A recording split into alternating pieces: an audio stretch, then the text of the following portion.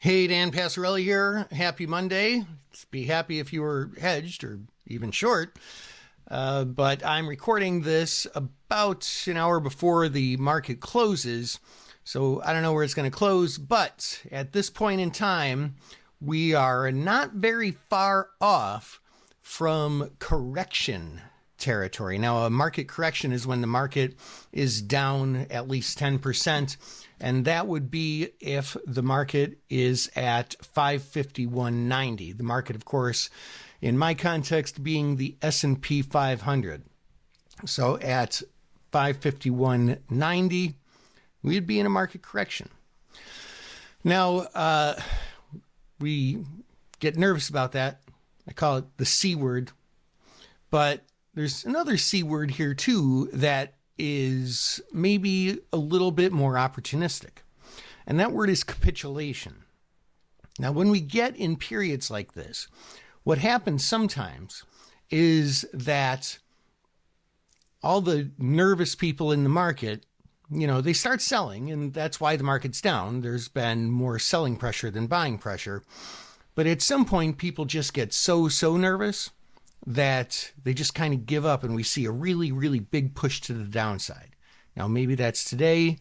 Usually I would expect a bigger move before a capitulation happens. But when it does, that's when the market tends to bounce back up very, very violently. So playing this volatility, and if you have dry powder, some cash sitting around where you might be able to sell some puts, that could be an opportunistic scenario for long-term investors. So, all that being said, as we move forward, this week we have inflation data, which is going to be important.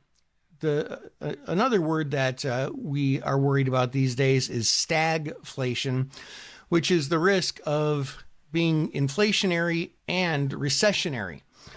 So that's a little bit dangerous and a little bit tricky.